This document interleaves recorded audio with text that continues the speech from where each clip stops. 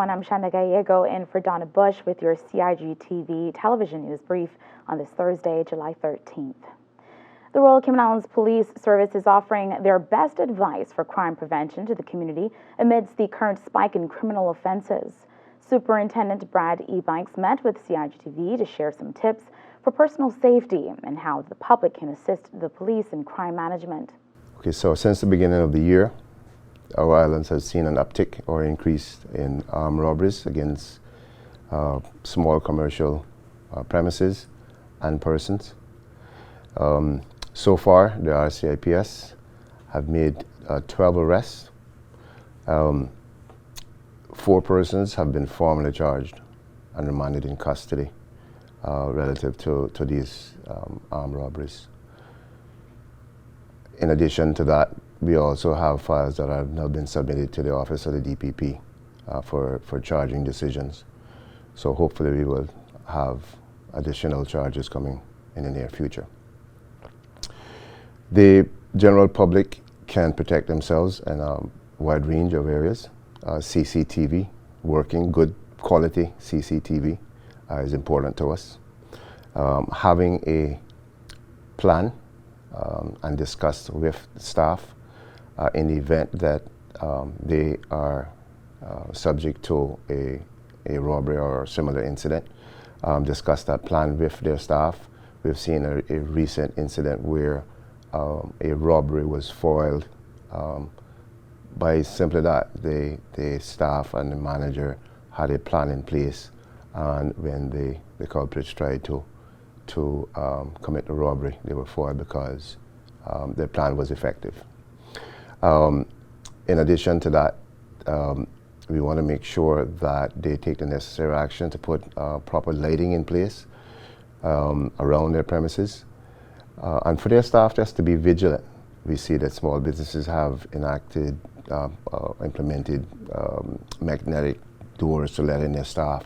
However, they still need to be vigilant, look at the cameras and actually see who they're letting into the premises. If the public is in need of any tips for how to better protect themselves, they can always contact our community policing department, and we'll be more than happy to come out to give them some advice.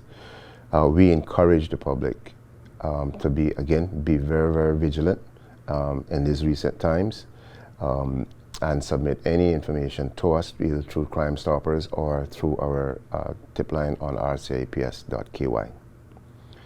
The public can also, what we've also seen is an increase in stolen vehicle license plates, and on a number of occasions they have actually been used to be placed on other vehicles and serious crimes such as robberies committed. So what we did send out a press release earlier this week encouraging people, if they discover that their license plate has been stolen or even missing, they should report it to the RCIPS as quick as possible or immediately. Remember, if you have information that can assist with criminal investigations, you can submit tips by logging on to rcips.ky. A biodiversity workshop held last month in the Cayman Islands will contribute to the development of a new biodiversity strategy for the UK overseas territories. The workshop was hosted by the Cayman Islands Department of Environment in partnership with visiting representatives from the UK Department for Environment, Food and Rural Affairs and the Joint Nature Conservation Committee.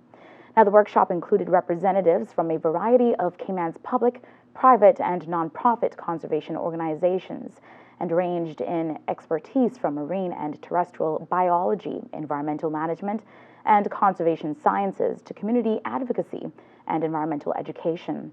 Over the course of 2 days, participants worked collaboratively to identify priorities for biodiversity conservation action in the Cayman Islands through the lenses of species, habitats, and ecosystems, pressures and threats, and barriers to addressing threats.